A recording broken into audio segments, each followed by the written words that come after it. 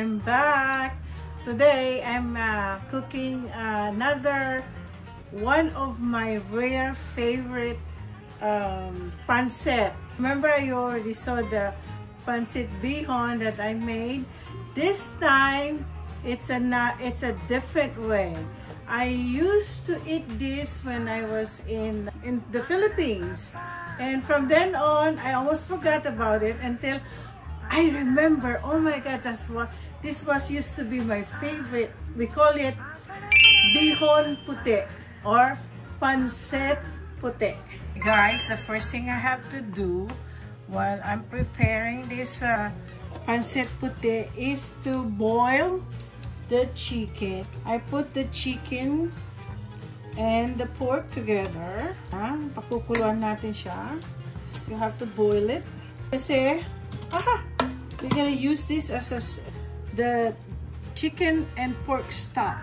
Okay? So, ayan na. Papukuluan natin siya at saka maging malambot. I'm glad that I still have cabbage to cook with this pancit puti. And look at how I chop it. It has to be really thin, not too big. So thinly, so thin. Kasi most of the time when I chop cabbage, it's a big one. Okay, let me just continue chopping it. So did you see this one? It's so thin, very thin. I have onions, but I forgot to buy a fresh garlic, so I'm gonna use this garlic. Actually, this pancit is more on the garlic. Okay, so I'm glad that I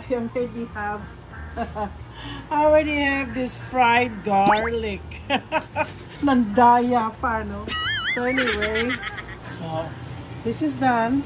So tatanggalin na natin. Ano ba yan? Tapos yung sabaw na to, dyan natin nilalagay mamaya para malasa, nahuhulog. Malasa-lasa yung yung pancit. Mga masarap. Yan. Tapos, ilalagay natin yan dito. Mainit pa. So, kachop ko yan, tapos i-shred ko to. Pero medyo mainit-init pa. So, mamaya-maya ng konti. We'll wait for it will cool.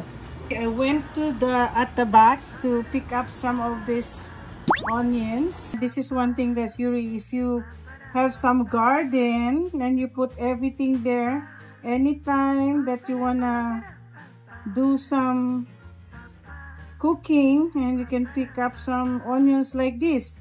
Actually, these onions, I bought it in the grocery. So whatever, well, sometimes here in the US, it has already a root. So either I put them in the water or I plant them in the soil. So this is what I had. I still have a lot of that. So mayroon din akong eggs. Mamaya-maya ko na lang siya para sa garnishing naman yan eh. So medyo malamig na siya at ko na siya. Chop ang pork. Tapos ayoko siya na masyadong malaki na naman gaya na ginagawa ko. So malilit lang na pork. Chicken. Shred ko yung chicken na ganyan. Isa-isa siya. Sarap na naman to. We already had we blanched the noodles.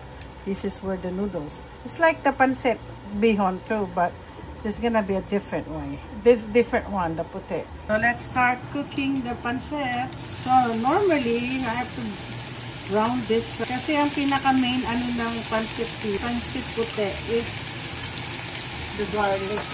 Oo. Garlic kasi dapat tapos kailangan i-brown mo yung garlic.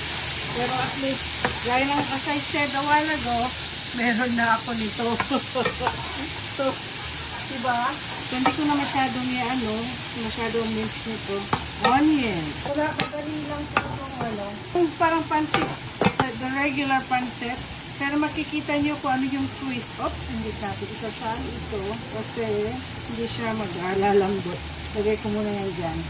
So, nalagay natin to, the baboy, sa maamoy. Medyo iluto-luto natin ng pakuluan natin. Tapos, ito na ang twist sa pancit puti.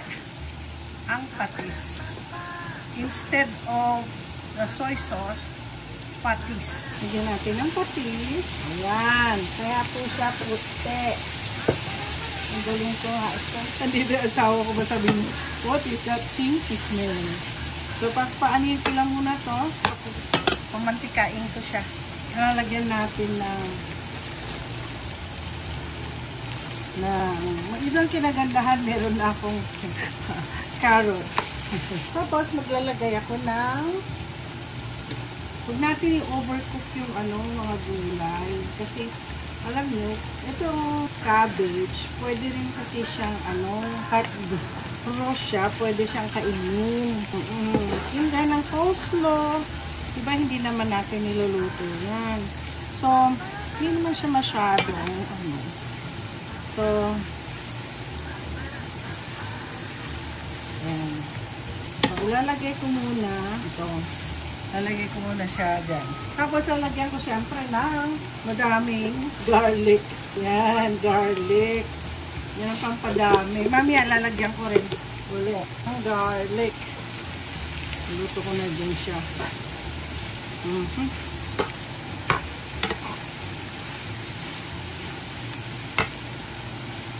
Tapos, I have to pour the chicken and pork.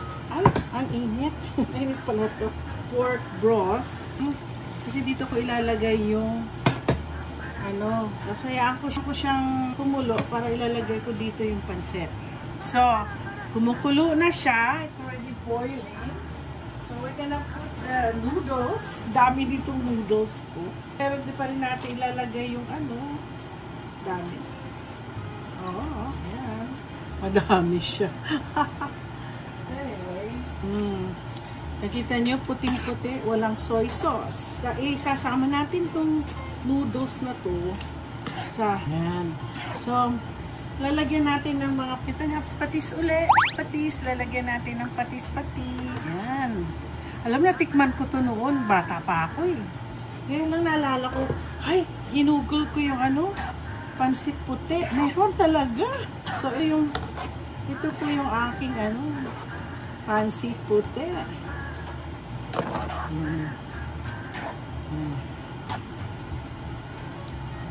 Yan. Mas lalagyan natin ng mga iba kasi gagawin natin garnishing.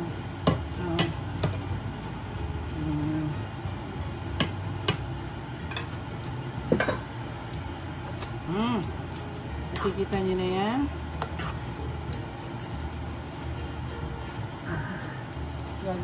Gagarnishing ako. Guys, here's the pansit puti. Or I call it bihon puti. Ayan na siya. At titikman po natin yan. So, I'm gonna taste the pansit. Ibang-iba to. Tingnan natin to. Pansit. Pansit puti. Pansit puti siya. You know, a lot of people, when I said, I'm gonna vlog a pansit puti, and they can say, what? Ano yun? People were wondering, what is that pansit puti? So, teka nga muna. Nagagyan natin isang mga more noodles. More noodles! Ayan. Kaya papakita ko sa inyo yung pansit puti. Puting-puti siya, di ba? Ay, nakikita niyo yung puting-puti. Ayan. Puting-puti. Kitang-kita, ha? Let's try it. Let's try. Masarap. Patis lang nilagay ko dito. Masarap. Tapos, yung broth. The broth really make it so good. Okay?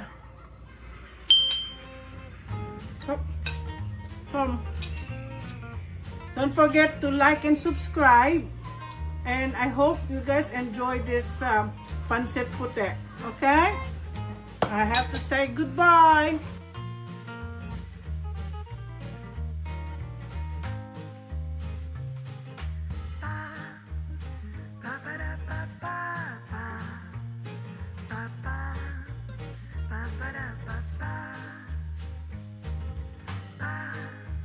Ba-ba-da.